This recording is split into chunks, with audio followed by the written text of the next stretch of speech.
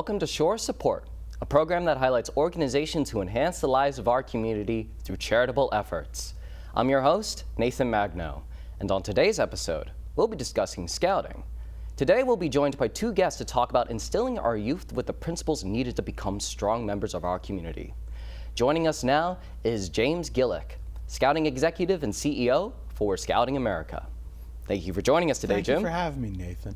So what is the overall mission of Scouting America? So Scouting's been around for over 115 years, and its mission, most succinctly, is to teach kids about, prepare them to make ethical choices throughout the course of their lifetime by instilling in them the values in the Scout Oath and Law, or basically character, leadership, and positive achievement in young people. Recently, your organization has announced a rebranding of the Boy Scouts of America to Scouting America. How has your local council adapted to this change? It's been a very welcome change. So we've had young women in our scouting programs actually since around the Vietnam War. But about 5 years ago, we opened up and realized that we wanted to be more inclusive and welcoming and try and serve the whole family with the scouting program. There was nothing that the boys were doing in Cub Scouting that the girls couldn't also be doing. So we opened up and became more inclusive and kind of had a family concept.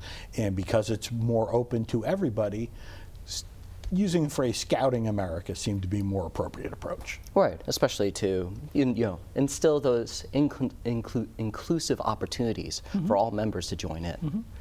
Your Scouting America has a growing variety of programs that offer skills and values for all ages. What are some of the most popular programs and activities available to members? Well, I mentioned a couple of, we have programs for young people that start, boys and girls, from kindergarten up through their 21st birthday. Most kids enter the Cub Scout program, which is an elementary school program for a home and family, and it's for families to come together and associate with other families in a positive manner. They talk about do your best. The same Scout Oath and Law are involved, and they learn about that. As they get a little bit older, into the middle school ages, they become a little bit more reliant. They move into our scouting program, and those are the ones you think of with the traditional merit badges, the path to Eagle Scout, those kinds of things. But we also have programs for high school and age boys and girls that are more outdoor high adventure, called venturing, that doesn't quite have as much of the advancements in it. For some kids are more interested in career exploration, and we have a program called Exploring, where we partner with local community businesses to teach kids the same character, leadership, and achievement that they get through traditional scouting, but they get it in more of a workplace environment. It's built around building better employees. We even have Sea Scouting, which is popular here at the Jersey Shore, for young men and women who want to go out, whether it's sailing or power boats, those kinds of things. So. Wow. But all of them have the same, all of them have the same core of that character, leadership, achievement, talking about the Scout Oath and duty to God and country, helping other people at all times, and living a life of character and integrity runs throughout every one of them. Right, and especially because Scouting America applies to like a lot of different skills that are not just limited to outdoor activities, as the Boy Scouts would be usually associated with, as we see growing programs for both STEM and aviation. Can you tell us more about those programs? So scouting, how can scouting remain relevant? And we were talking a little bit ago that when scouting started in 1910, one of the most popular badges that kids had to earn was blacksmithing merit badge, because in 1910, cars were a rarity. Every kid needed to know how to shoe a horse. Not as relevant a skill in 2024. Among our top badges kids earn now are robotics, game design, things like that. They still have the citizenship and some of the camping things and the first aid and all that. But it really is, how do you provide activities, or on the Cub Scout level we call them adventures, that speak to things that they're doing. And some of them are traditional activities like orienteering or engineering that are just involved in scouting, building bridges, things of that nature. But you mentioned aviation exploring, and that's a great example. We talked about that Exploring program for people who were interested in careers in aviation or law enforcement or engineering. They have the opportunity to partner with an organization like, let's say, a hospital, and they get a broad-based background in all the different areas of hospital operations, including the administration. And many of them go on to careers in those exploring fields. But certainly a lot of those hard skills are still like applicable as of now today. And of course, we can never forget our roots, especially for where Boy Scouts was founded upon. What skills are taught in your High Adventure program and the summer camps at the Seta Scout Reservation?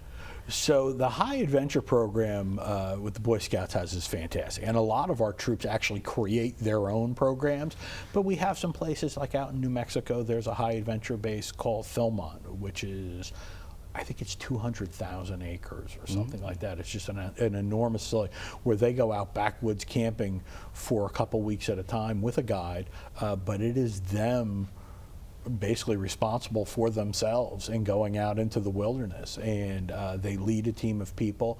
It's not just about teamwork, it is, but it's also they each have opportunities to lead that team. We have a program called Sea Base, which is down in the Florida Keys, where they will take a boat out. It's scuba, snorkeling adventures and things like that all on the way, but they have to man this ship and take this ship out. And we had a group just a year or so ago that went out when a hurricane was coming in, and they had to get out, batten down the hatches, and deal with that. So I mean, sometimes they have some extraordinary adventures. At the Seta Scout Reservation is in Barnegat, not exactly as high adventure. We do have cope and climbing towers and zip lines and things like that. There's a 3D action archery station for kids to go around where they can shoot bows and arrows at everything from targets from a 8-foot Bigfoot to dinosaurs to different kinds of things there. But even at the Seta Scout Reservation, when our scouts go out into the woods for a week at a time, and they're basically responsible for themselves, running their program, taking care of themselves, making sure they get fed on time, all those kinds of things. You see them, especially for kids that haven't been camping before, it is a mind changer for them. You can see their confidence grow. And again, they have opportunities to work with and lead their team, maybe not as much at 12 as at 17, but they see how the 17-year-olds behave, and they see how the 17-year-olds carry themselves. And the 17-year-olds are leading the program for the 12-year-olds. And as they matriculate on into college and bigger and brighter things, they're leaving that foundation for the 12 and 13-year-olds to step up and provide their own leadership opportunities. Certainly, certainly. And especially because the wide range of adventures instills those values that you mentioned before. Making it fun definitely helps. Certainly. So, yeah. But merit badges. Badges are perhaps a symbol of the character and confidence that they developed over the program. And they're a long tradition of scouting. What is involved in receiving badges and specialized training? So there's over, I think it's 125, maybe more, different types of merit badges that kids can earn depending on what their interests are. There's 20 or so that are required to get to the Eagle Scout rank. Excuse me, they have to get 20 to get to the Eagle Scout rank. I think maybe half of them, 10, are required. And the other 10, they can pick and choose what their interest levels are. But those are new skills and abilities they learn. They have to go out and reach out to a counselor, which is somebody usually they don't know, set up appointments. There's follow-up. Every badge has different requirements and things they have to do. Written, verbal, they usually have to demonstrate something. So it's new skills and abilities, and again, that pride and positive achievement that they did achieve something. Especially because first impressions stand as a very important factor in our interactions with folks. And I think that's certainly true of kids who achieve the Eagle Scout Award, which is about 5% of our kids. People ask me all the time, what is it that makes an Eagle Scout? Because everybody knows the term. They know it when they see it, but when you ask them to put their thumb on it, it's a little challenging. I personally think it's two things, really. I think it is that accountability. We talked about the badges and the leadership projects that they have to do for their scouting requirements to get there, all of which is true, but Eagle Scouts also almost always are involved in one or two other activities, whether it's sports or drama club, what have you. They usually have a part-time job. They have the boyfriend-girlfriend thing. And they have to find a way to balance all these competing priorities, give them each their proper respect and due, and get the job done. And I think especially in the business world, people see that, recognize that. And the other thing goes to the way in which they get it done. And that goes back to, once a week saying that Scout oath and law and talking about duty to God and country, helping other people at all times, living a life of character and integrity. So I think people see the Eagle Scout and they see somebody they know they can trust to get a job done and get it done the right way. Right. That's a full-blown leader right there based on that Eagle Scout badge. Every year, you partner with Rotary Clubs of Southern Ocean County to host a fun, family-friendly fundraising event in the community. Tell us about Operation Halloween. Operation Halloween and what activities is a are lot planned. of fun. So we do, as you said, with the Southern Ocean Rotary Club, it's at the Sitta Scout Reservation in Barnegat. Every October, I'm going to get the date wrong, but it's on our website, jerseyshorescouts.org. Anyway, Operation Halloween is just that. We take Sitta Scout Reservation for a weekend. We have programs for younger kids that include face paintings and just kind of a hayride. They have a haunted trail that they come through, and we have volunteers and scouts that participated, other community volunteers that come in. I believe this year it was called the Zombie Apocalypse. Ooh, how exciting. So they go through, and they get to go through the camp, and we have certain sites set up so they have a haunted trail that they can go through. But there are other community vendors that come out there singing, there's music, Zeppelis, all kinds of stuff, people that they're selling and promoting what they're doing in the community. And all the proceeds go to help support through the Southern Ocean Rotary Club. I think it's at least a dozen different organizations like Scouting, as well as Red Cross, others that they're then able to support. So it really is a community-wide event. I think last year they had about 1,500 people come through over the course of the weekend.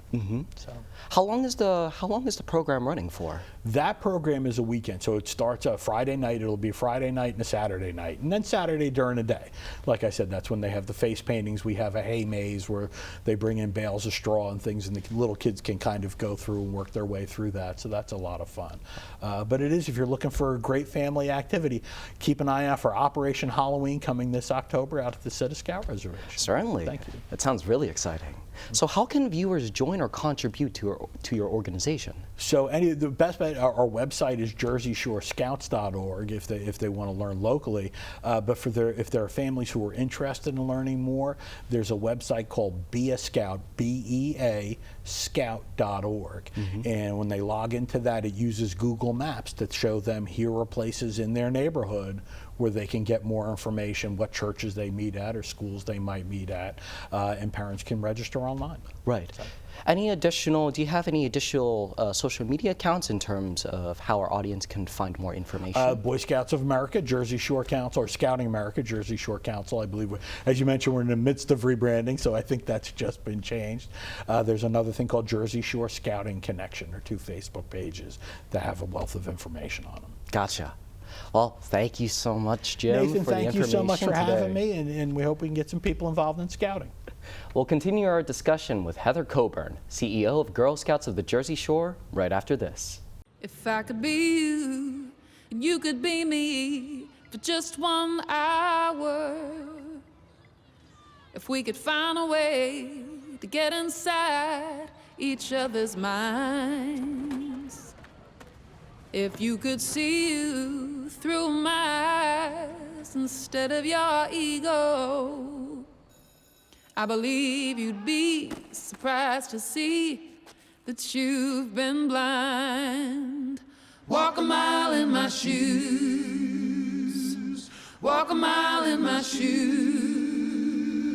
Yeah, before you abuse, criticize and accuse. Walk a mile in my shoes. Walk a mile in my shoes. Well, before you abuse, criticize and accuse. Walk a mile in my shoes. Whether it's our stories, the warmth of our laugh, or our family's secret sauce, we all bring something different to the table. So make some space. The power of connection is waiting right outside your comfort zone. Learn how you can help strengthen your community at belongingbeginswithus.org/teamup.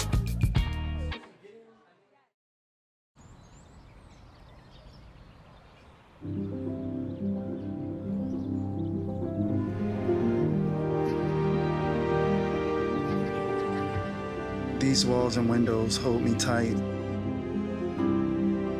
The warm embrace we all call home. My neighbors watch over one another. This little street is a land of liberty of its own, where I always have a place to go. I'm free to call this place my own.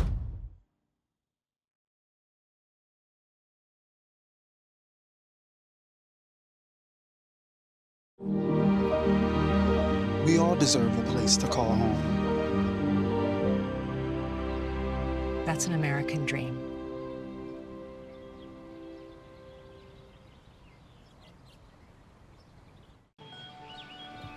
Be right there.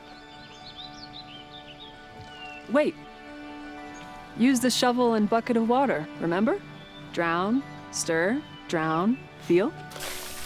Then make sure it's cool. Where'd you learn that? SmokeyBear.com. Brushed up on some tips before we left. Don't want to start a wildfire, right? Only you can prevent wildfires. My name is Samantha Braddock. I'm a history major, and you are watching Ocean TV 20.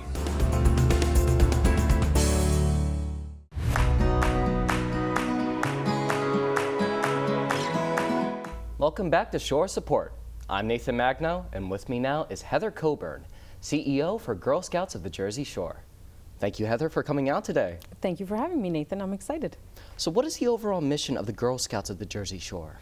The mission is building girls of courage, confidence, and character who make the world a better place. And especially because your organization is known for shaping strong leaders who make a difference in our community. What are some of the benefits to joining the Girl Scouts? There's so many. Obviously, there's all of the life skills and various experiences that they get to have. But I think one of the most important ones is teaching them to be our future leaders, being community and really volunteer focused. But again, for the girls, having that safe space where they can be their authentic selves, and of course, making their lifelong friends. That always seems to be one of the things we hear from previous Girl Scouts. You know, I remember that, and I made my best friend going to camp there, and we're still in touch. So it's really special and super important, especially now. Yeah, it's a very special opportunity for their peers to interact and make friends and join in the community. And especially because when you join the Scouts, there's always those popular activities and programs. Absolutely. And what are their what do you offer actually through the Girl Scouts of the Jersey Shore? It's a long list. I'll try to give you just a few highlights. So we do, Girl Scouts has 4 pillars, life skills, entrepreneurship, outdoors, and STEM. So all of our badges are focused on one of them. There is always some intersectionality between the two because life skills, is obviously, it spans all of that, really. So there's many different programs. So say, for instance, STEM, we have our Daisies, who are our youngest Girl Scouts. They can earn a robotics or an engineering badge by building a robot made from Legos. And it's something for them, obviously very age and level appropriate. And then we have our older girls that are maybe part of our robotics club, and they're building actual robots. So, obviously the skills vary as they get older, and that's just a piece of it. Camp, we have 2 beautiful camps, one in Monmouth County, one in Ocean County, 10 weeks of summer camp, and then obviously the girls can use it all throughout. We have archery, boating, zip line, rock wall, a composting lab. They can do canoeing and some stand-up paddleboarding. At one of our camps, we just installed a hatchet throwing range for our older girls. Ooh. And then some fun ropes courses. So it's teamwork, team play, but you're out in the beautiful woods enjoying nature, and it's really special. So that's just a highlight of some of the things that we have going on. Just a small little taste of that, yeah. But especially because all of those activities, when we think about like Scouts, we usually think of like it's only limited to K through 5, but it also extends into for those who are into high school, actually. Absolutely, you can be a Girl Scout until you graduate high school, and then of course you can bridge to be an adult Girl Scout, as I am, and you can be a lifetime member. But yeah, I think there is a perception that Girl Scouts is for younger girls, and while yes, we do see obviously a large number of our Girl Scouts are younger girls, the K through 5. The opportunity for older girls is really important and special, and again, with more of a focus on that leadership and the volunteer and community engagement and service projects, things like that. Certainly, and especially because I wanted to touch on one of those 4 pillars, the outdoor activities, Yes. especially for your more adventurous members. What outdoor activities are available through the Girl Scouts? Sure, so I think I touched a little bit on that. We have the hatching, throwing, the ropes course. We have a few elements that are considered high elements. One of them is called a flying squirrel.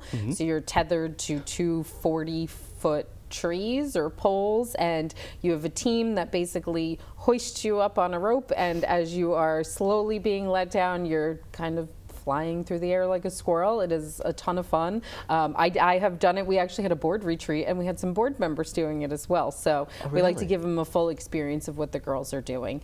And then, of course, there's other opportunities off of our property where we have, programs that we'll do. We just actually hosted a destination tour. So it was down the Jersey Shore. So Girl Scouts from all over the nation were able to come and enjoy a bit of the Jersey Shore, and they took surf lessons, and they went to build some sand castles. We took them into New York City. We're located in a great space and in a wonderful state, and the Jersey Shore is something that we're really proud of and try to utilize what's in our backyard as much as possible. Certainly, but it also gives them the opportunity to explore their world, which is Yes. not often an opportunity that you would find like naturally so. Absolutely. And the Girl Scouts organization has existed for over 100 years. How has it adapted to our changing society, and what core components have stayed the same? Sure. So it is wonderful. We just celebrated our 112th birthday in March. So tradition is really important. We start all of our meetings with the Girl Scout promise, flag ceremony, doing the pledge, things like that are really important. And obviously some of the core things, like the cookie sale, has not been around for 112 years, but for a large part of that, and that is an important piece. The uniforms is also really important, and of course those have changed over the years, and it adapted, certainly more stylish and easier, right? So girls can throw their vest on over instead of it being, kind of a full uniform. But really just making sure that the programming that we are providing is growing as the girls are growing. We know that, this is more of a technology age. Obviously, STEM wasn't something that Girl Scouts 100 years ago were focusing on. Probably more of a focus on the life skills and the outdoors. But knowing what's important to girls and really growing with them and making sure that we're meeting all of their needs. I do have a CEO Girl Advisory Board, so it is for girls over the age of 14. So I get to talk to them and find out what their interests are, because as much as us adults who are making the plans think we know what 14, 15-year-old girls want to do, it's really important that we hear it from them and that we are adjusting and adapting so that we can meet them where they need to be. Right, and especially because with that changing world comes also a new set of skills to adapt to. Absolutely. Can you share some success stories of what your members have achieved and awards they've earned? Absolutely. So in Girl Scouts there are obviously a lot of things that our girls strive for, but we do have higher awards. So it's the Bronze, Silver, and Gold Award. The Gold Award is the highest award that a Girl Scout can earn, and it is not an easy lift. These girls are out there spending over 100 hours of service. They're building teams, they're basically finding a need in their community, figuring out how they can address that need and solve that problem, but it is sustainable. And it's something that they know that will continue on after they've graduated Girl Scouts.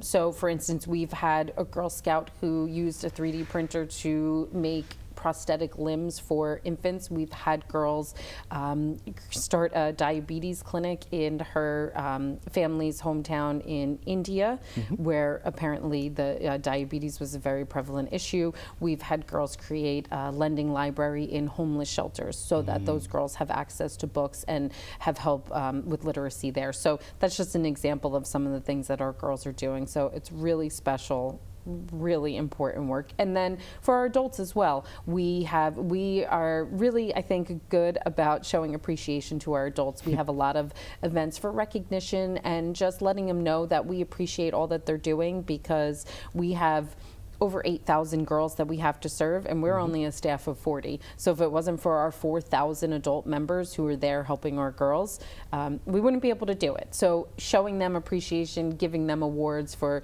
being outstanding volunteers and leaders is really important as well. Wow, that's amazing. That's a huge community at your back. Absolutely. One of the most popular aspects of the Girl Scouts is your famous cookie program. Yes. However, it's more than just cookie sales, and as you mentioned before, it all contributes to that entrepreneurial pillar. What do members learn during that session?